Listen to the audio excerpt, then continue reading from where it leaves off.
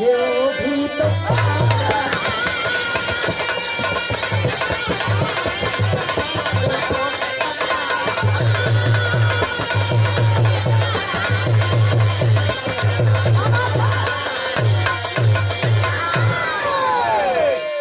और देखिए विरहा के बहुत ही सुंदर कलाकार हमारे बड़े भैया रमाशंकर लायन। लायन मतलब शेर होला। काजल बड़ा के चाहिए ना काजल दीदी भैया का नाम है रमाशंकर लायन तो ये कदनी रमाशंकर लाइन में तो ये हमारे बड़का भैया को ओर से पुष्पों की पंखुड़ियों में गुथा हुआ हार साथ में 101 रुपया का पुरस्कार चरणों में प्रणाम। बस भैया शांति का सहयोग कवि जी विरहा के अंदर भाव लिखत हुए साथियों गौर करेंगे। कोई ऐसा दिन कोई ऐसा तारीख नहीं है जिस दिन की हमारे हिंदुस्तान के सरहद पर आतंकवादियों का शिकार घुसपैठियों का शिकार हमारे वतन के अंदर आते हैं, हमारे देश के जवानों का गर्दन काट कर लेकर चले जाते हैं। लेकिन शायद उन्हें मालूम नहीं है कि केवल उत्तर प्रदेश अगर चाह देगा तो पाकिस्तान विश्व के नक्शे में कहीं नहीं दिखेगा, कहीं नहीं दिखेगा। तो इसलिए एक लाइन पूरे हिंदुस्तान की ओर से कहना है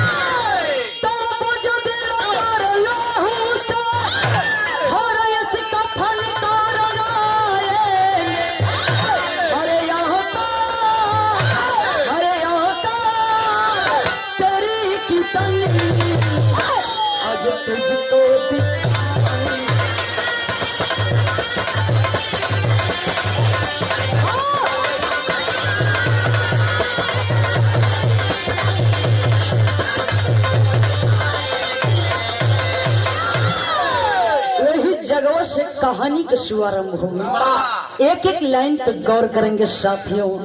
एक गरीब के आंगन से एक मजदूर के आंगन से कहानी की शुरुआत हुई। ए भैया हे बड़का भैया हेलो शांति के सहयोग मास्टर साहब कवि जी 2 रुपए की कलम उठाकर किसी के जिंदगी तो किसी के मौत का पैगाम लिखते हैं। कहानी का शुभारंभ भाई लाइन एक एक लाइन फरी आई जाएगी।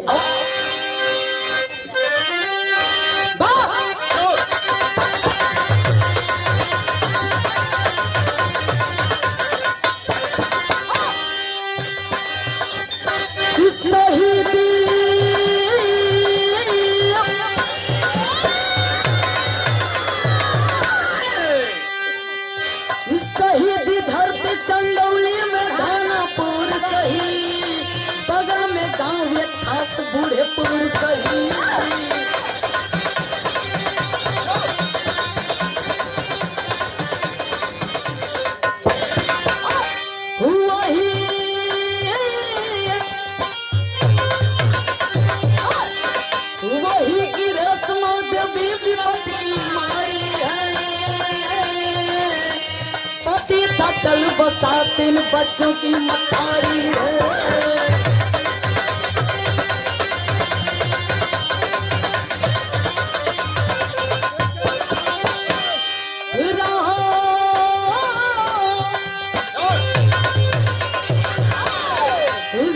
सहारा कोई रस्मा बेहाल रही, मेहनत मजदूरी करके बेटों को पाल रही।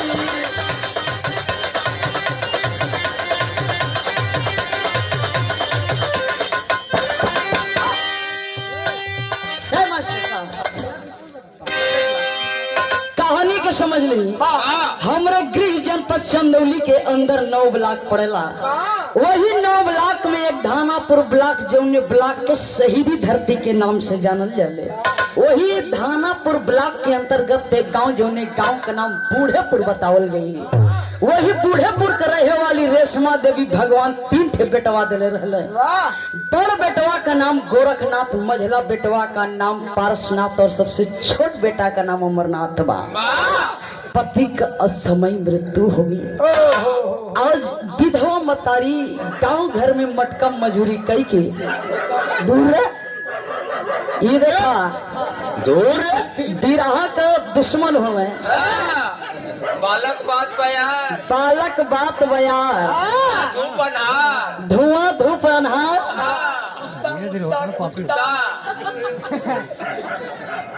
तो देखा हल्ला हो लगी तो बिरहा का मजा बिगड़ जाले।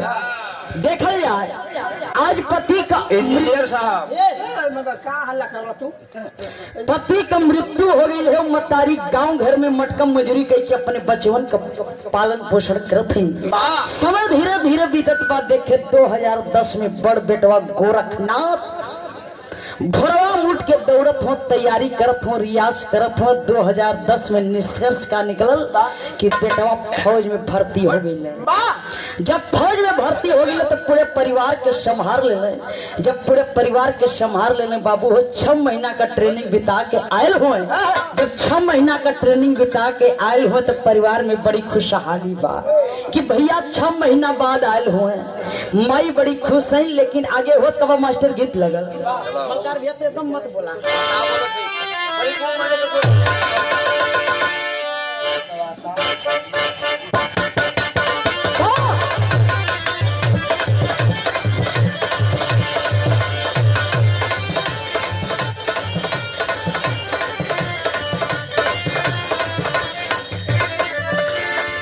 गीत बा कौनो देवर भौजाई के बीच का बात बा। बीच का मतलब आपस का बा। ऐसे कहा दुल्हनिया कहत बा ए बबुआ हरे जग के हम सब कुछ मानीला सीताराम भैया वो तो यहाँ ये ना हो हम ना ये का करिए भैया। अरे अगरबत्ती दिखाई भौजैया समझौले बा कि सुना जेकर सब कुछ मानी ला यहाँ ना हो कहे का कहे मास्टर भैया। अरे के करा खाती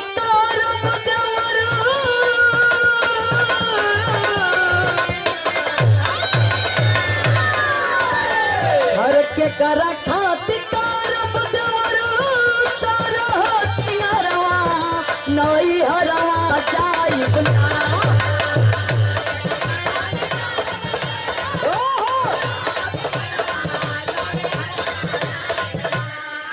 हो नई हरवा जाई हो नई हरवा जाई तपिया बिना तो है नाता जरवा नई हरवा जाई।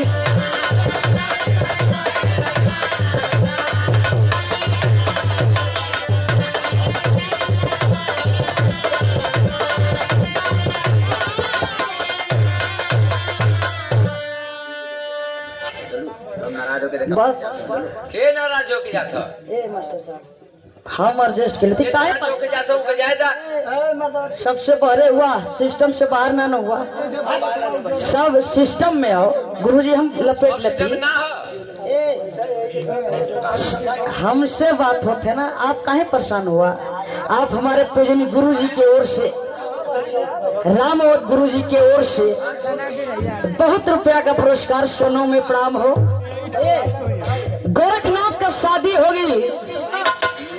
शादी भैया के बाद 1.5 महीना के अंदर शादी ब्याह होगी। आज गोरखनाथ के छुट्टी खत्म ड्यूटी पे जाए लगल। ड्यूटिया पे जाता तो मास्टर यहाँ गीत लगाओ फट दे।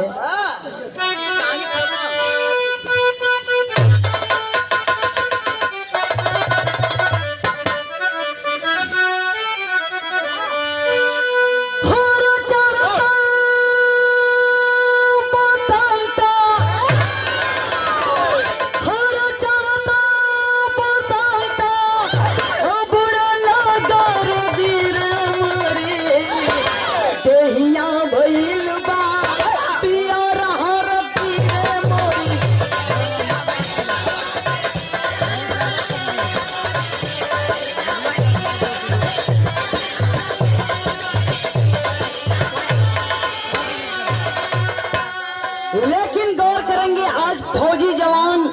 अपन नई नवेली दुल्हन घरे छोड़ के जात होन वतन पे और हिंदुस्तान की दशा देखकर जवान सोच रहा है साथियों गौर करेंगे, जिस मिट्टी पर जिस धरती पर हम और आप लोग बैठे हैं यही धरती गुलाम थी। ब्रिटिश सरकार की हुकूमत चल रही थी, अंग्रेज हमारे हिंदुस्तान के कोने कोने में अपना शासन चलाते थे, हमारे देश की बहन बेटियों का इज्जत सरियाम लुटा करते थे, छोटे छोटे बच्चों को संगीन के नोक पर लोग लिया करते थे। यह दृश्य देखकर हमारे देश के जवानों को बर्दाश्त नहीं हुआ, बगावत उतर जाते हैं। अपने सीने में लाख गोली खाने के बाद तो इस मुल्क को हमारे देश के जवानों ने वीरों ने आजाद किए, लेकिन बाहर आज के नेता लोग राजनीति में मिलकर इस देश को खोखला कर रहे हैं। लेकिन मैं राजनीति की बात नहीं करती क्योंकि ये राजनीतिक मंच नहीं है। एक फौजी जवान सोचत हुए मास्टर भाव लगा,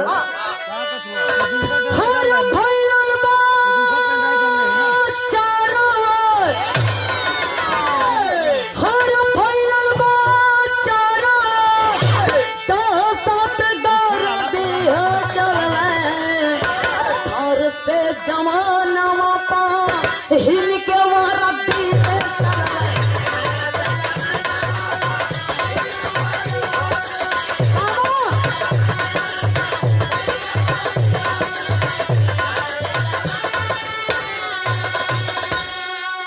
फौजी जवान सोचत हुए, अरे पहुआ पसर ले आतंकवादी नक्सलवादी, खतरा में पल बाटी हमारी आजादी रे।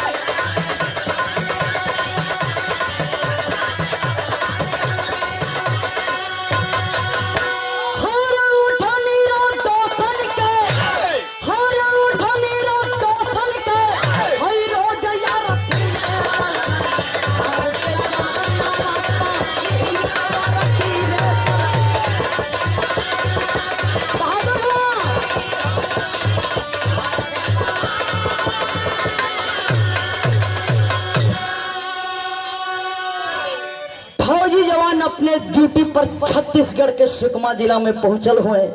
जब रेजिमेंट के साहब जवान को देखते हैं, जवान को शाबाशी देते हैं, शाबाश जवान शाबाश, तुम्हारे जैसे वीर के ऊपर इस भारत माँ की लाज है बेटा। जाओ अपने साथियों के साथ और निकल जाओ रोड की देखभाल करे बदे। बाबूजी गोरखनाथ अपने 100 साथियों के साथ निकल हुए रोड का देखभाल करे बदे। लेकिन रास्ता में एक जंगल पड़ता है, जिस जंगल का नाम पेपर पत्रिका द्वारा बताया गया साथियों, उसका जंगल का नाम कोचाची जंगल था।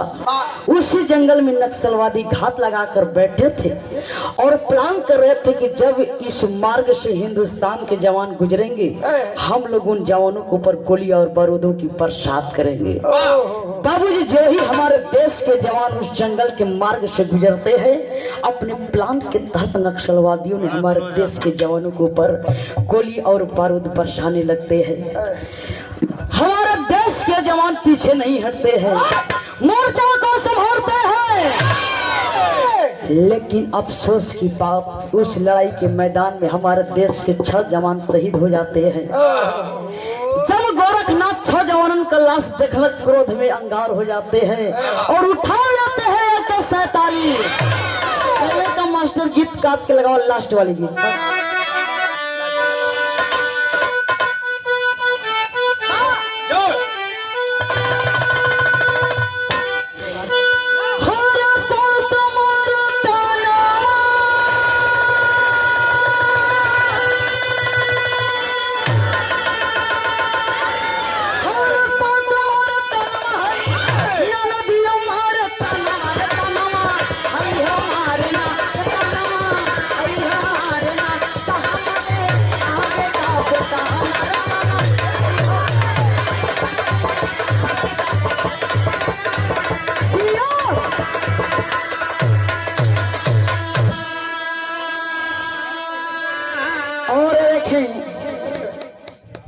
बाबा विश्वनाथ के त्रिशूल पर बसी हुई काशी की नगरी से, बनारस के माटी से आप हमारे बड़े भैया अवधेश लाल यादव जी बरियासनपुर चिरई गांव के माटी से पुष्पों की पंखुड़ियों में गुथा हुआ हार साथ में 1 से 1 रुपया का पुरस्कार। बिरहा के बहुत ही सुंदर कलाकार है और आपके खानदानी पुश्तैनी बिरहा चलल है।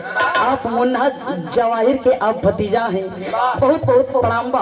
और बनारस के सरजमी पर हर जगह कार्यक्रम देवे का और सहयोग करे का काम करनी। महान स्वादनी से निवेदन बा हर एक कदम प्रगति की ओर हो। लेकिन बिरहा में भाव मिले। आज गोरखनाथ तरफ का हुआ रणभूमि में हर गोरख जाना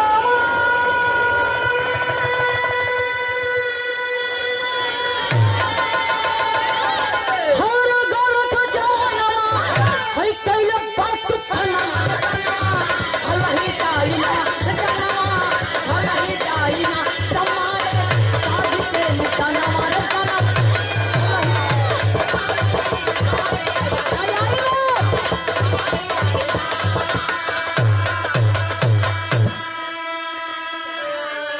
हर ताड़ा ताड़ा गोली गोरखना तबारा तावे अच्छी पछी पन्ना चलवा दी जानवा बचावे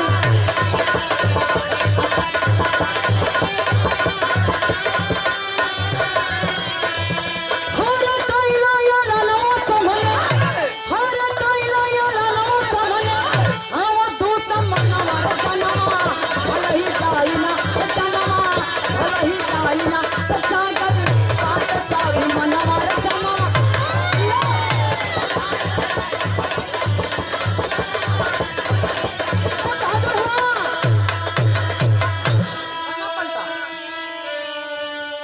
कवि जी अपने देश की बहादुरों की जज्बा वीरता साहस को देखकर अपने हृदय की गहराइयों से उन सपूतों को सलाम करते हैं। बिरहा सही भाव वाला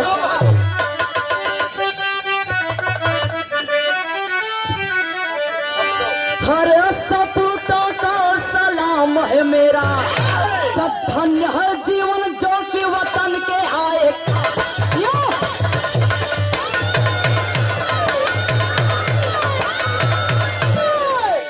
देशभक्त मेरे देशभक्ति में ये देखा दीवानापन हो। दीवानापन वैसे दीवानापन कई प्रकार का होला। जैसे में टाइम ना मास्टर साहब। अब देखा यो सर के काट के आगे वाला भाव लिखा था। आज गोरखनाथ 2 खुखार नक्सलवादियों को मार के गिरा देते हैं। लेकिन ओकरे बाद बाबू धीरे धीरे वो मनहूस घड़ी भी आएगी।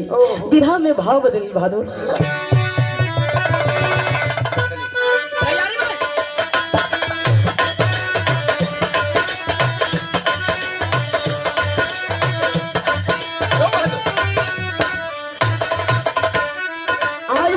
गीत ना हुई भाव।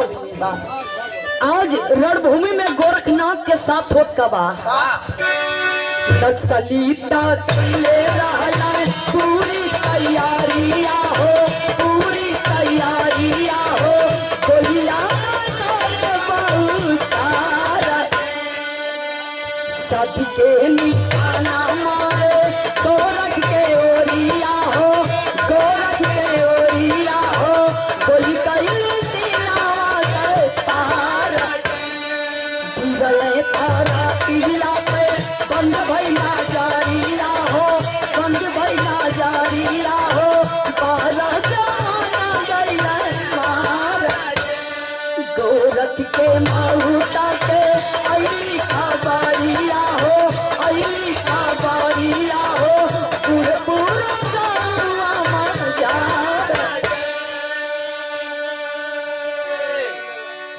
आज बाबू हो सवेरवे का तो पहर बा नीतू दुल्हन आज गोरखनाथ की गोली लग गई बा रणभूमि में। गोरखनाथ खून से लथपथ हुए रोवत हुए छटपटात हुए। संघे के सिपाही देखले बाबू उठा पठा के हॉस्पिटल ले जाए के कोशिश करत हुए। लेकिन बीच रास्ते में ही गोरखनाथ हमेशा हमेशा के लिए इस माँ भारती के गोद में अपनी आंखें नम कर लेते हैं। देखें संघे के सिपाही बाबू आज गोरखनाथ के उस पार्थिव शरीर को लेकर कैंपस में जाते हैं। कैंपस में लेकर जाते हैं। जितना भी जवान शहीद हुए थे हर जवानों की डेड बॉडी उनके घर पहुंचाने की तैयारी चल रही है। आज बाबू हो मेजर शहीद जवानों के घर पर टेलीफोन से संपर्क करते हैं।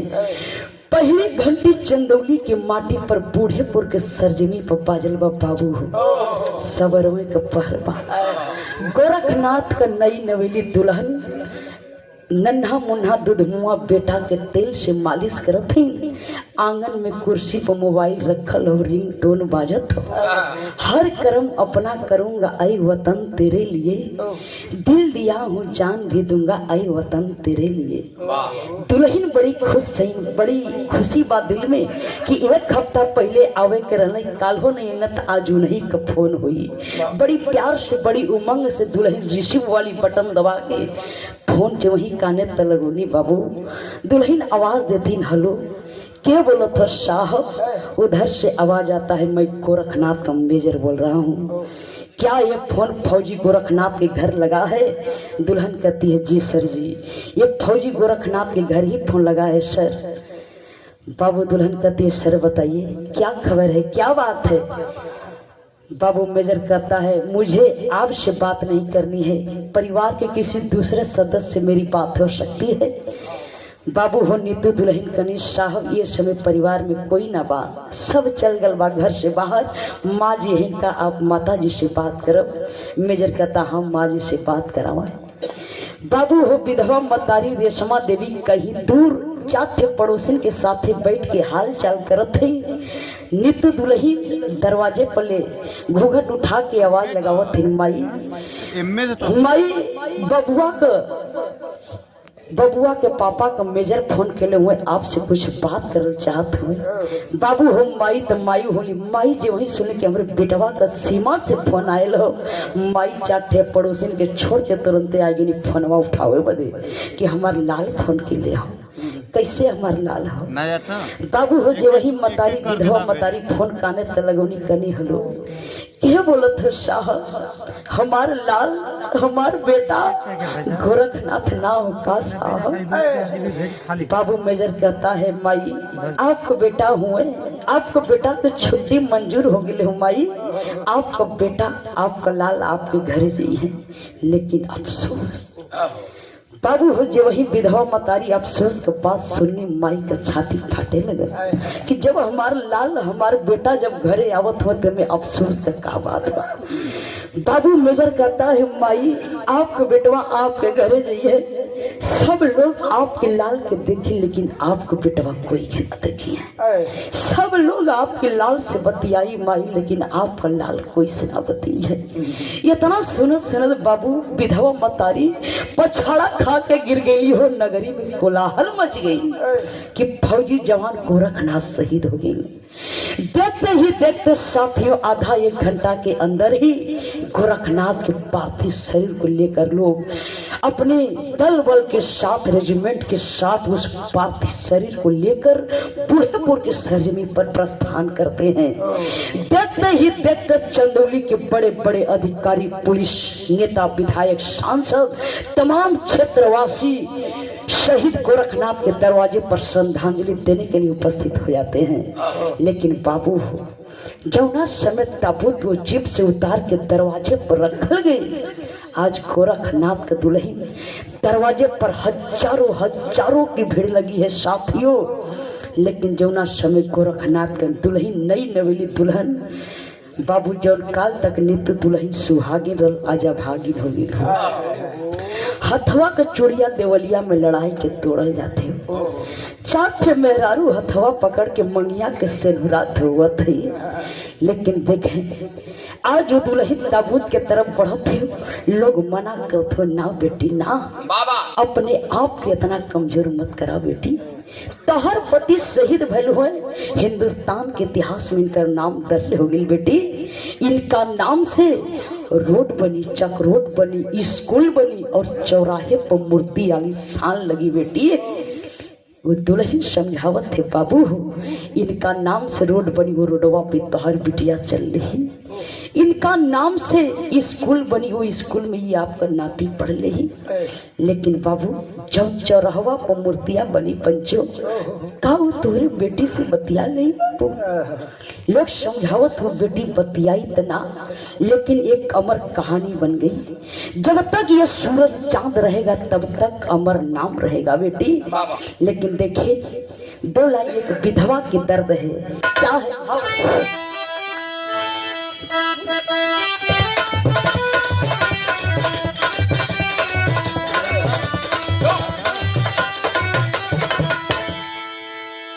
साथियों, सुनने में बहुत छोटा लगता है कि मर गए, शहीद हो गए, लेकिन दिल का दुख उस माँ से पूछे जिस माँ का बेटा इस धरा से चला गया।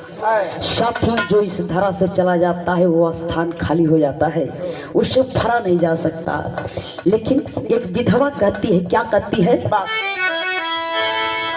तैयारी में, अरे रोवेली गुजरिया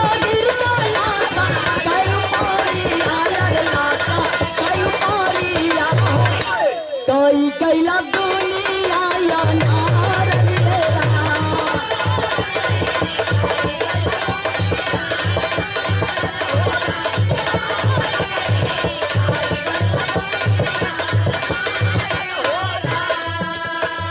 दुल्हन पागल हो गई है। ताबूत से मिल के अपने सैया से कहते हैं, सैया जब जात रहा तो वादा कैला प्रिय जात थी, लेकिन बहुत जल्दी आई। लेकिन आज का होते स्वामी कहत दुल्हन का कहे मास्टर है, हर डूबी गई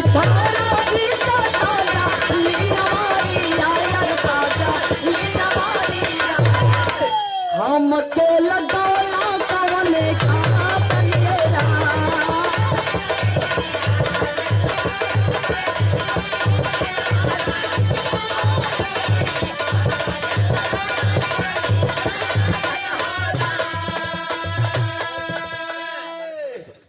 और ये देखें गुरु जी का आशीर्वाद है हमारे लिए। आप पूजनीय आदरणीय सम्मानित सरोज गुरु जी की ओर से पुष्पों की पंखुड़ियों में गूंथा हुआ आशीर्वाद और साथ में बहुत रुपयों का आशीर्वाद। शरणों में प्रणाम। देखें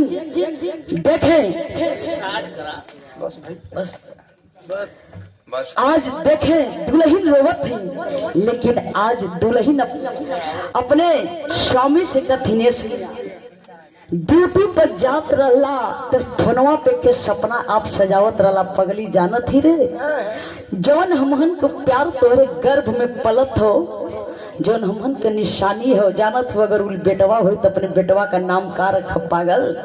अरे अगर हमारे बेटवा हो तो अपने बेटवा का नाम भारत रखा। अगर हमरे बिटिया हुई तो बिटिया का नाम भारती रखा। लेकिन वो दुल्हनिया कहत थे, का कहते? एक लाइन और, हर लाल मोरे हो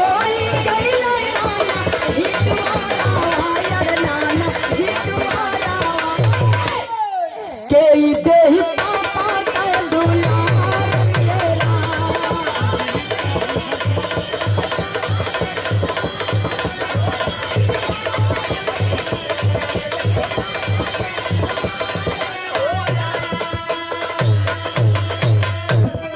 लेकिन वही ताबूत के बगल में खड़ा होके आज गोरखनाथ के दोनों भाई रोबत हो, बिलखत हो, तब पहपट में भाव लगे।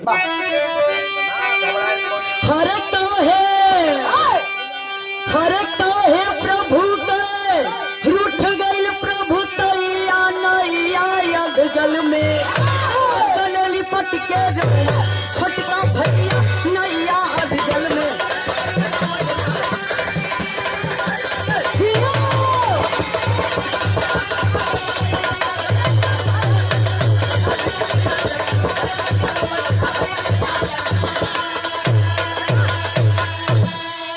गाने का प्रमाण आल्हा में दिया गया।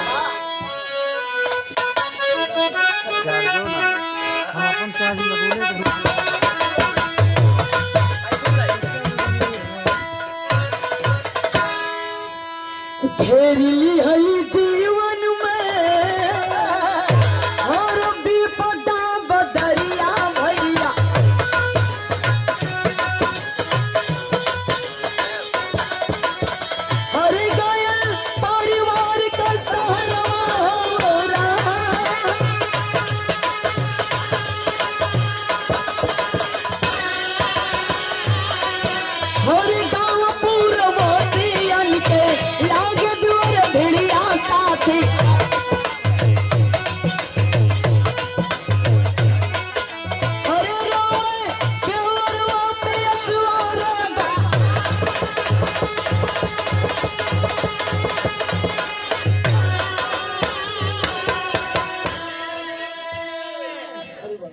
आज बाबूजी गोरखनाथ के दरवाजे पर हजारों हजारों की भीड़ लगी है। वाह चंदौली के बड़े बड़े पुलिस अधिकारी, डीएम, एसपी, कलेक्टर सभी लोग दरवाजे पर इकट्ठित हैं। लेकिन आज गोरखनाथ के अंतिम दाह संस्कार बूढ़ेपुर के ठीक सामने गंगा घाट पर राजकीय सम्मान के साथ होता है। जवान को गार्ड ऑफ ऑनर दिया जाता है। गोरखनाथ के अंतिम दाह संस्कार में तमाम लोग इकट्ठा होते हैं। बाबा नारा गूंजने लगता है, साथियों गोरखनाथ अमर रहे का नारा गूंजने लगता है। नौजवान साथी रोड पर उतर आते हैं। लेकिन कवि की लेखनी सवाल करती है देश के राजनेताओं से। क्या सवाल है बहादुर? खड़ी लगावा।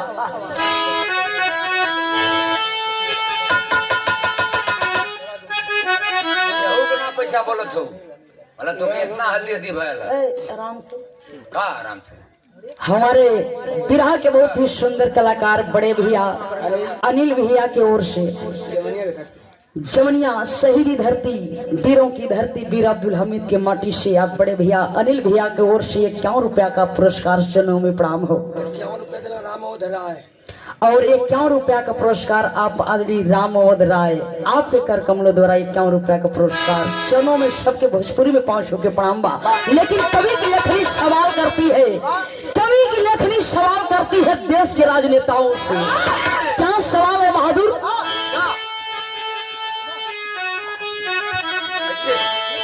हैसा केतना, अरे हैसा केतना सुहागन का सुहागो जरी, करो दस का तिरंगा जब ओढ़े प्राण।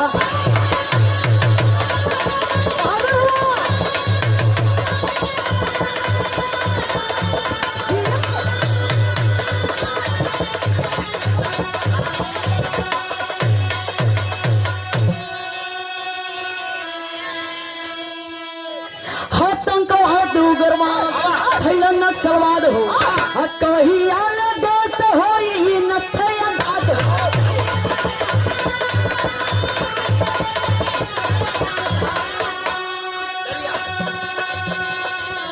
तो डरिया लागे हो, डरिया लागे ले आजकल चलो में डरी, करो दस का तिरंगा जब ओढ़े प्राण।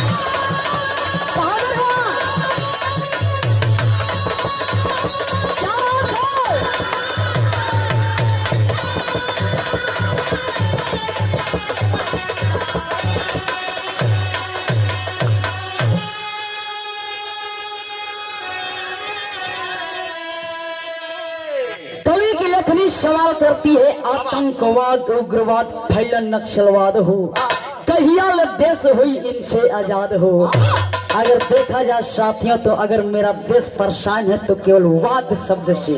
आवाज का मतलब जौना शब्द में वाद जुड़ल बा, जैसे में आतंकवाद, उग्रवाद, नक्सलवाद और सबसे बड़ी अगर समस्या हमारे देश में है, हमारे समाज में है तो वो है जातिवाद। जिस दिन जातिवाद खत्म नहीं होगा, आतंकवाद नहीं खत्म होगा, उग्रवाद नहीं खत्म होगा, तब तक ये मेरा स्वतंत्र भारत प्रगति की ओर कभी नहीं बढ़ेगा। तो ऐसे ऐसे वीर इस माँ भारती की गोद में जन्म लेते आ रहे हैं और लेते रहेंगे, जो अपने वतन के लिए, अपनी माँ भारती के लिए, अपने मान सम्मान के लिए हमेशा हमेशा अपने आप को कुर्बान करते हैं। हिंदुस्तान का इतिहास खोलकर देख लीजिए। तो यही जगह बिरहा खत्म हुई। आखिरी में कहना मिलल बहादुर, हो गुरु बिहारी गुरु ने हई रामलाल के प्यारे, जो है नरे सुरेश रहिया, हई चंद्रिका जी स्वर्ग सिधारे, हर सपूत का सलाम है मेरा, तो पंकज माया मूर्ति अमर रहेगा नाम, सपूतों का सलाम है मेरा।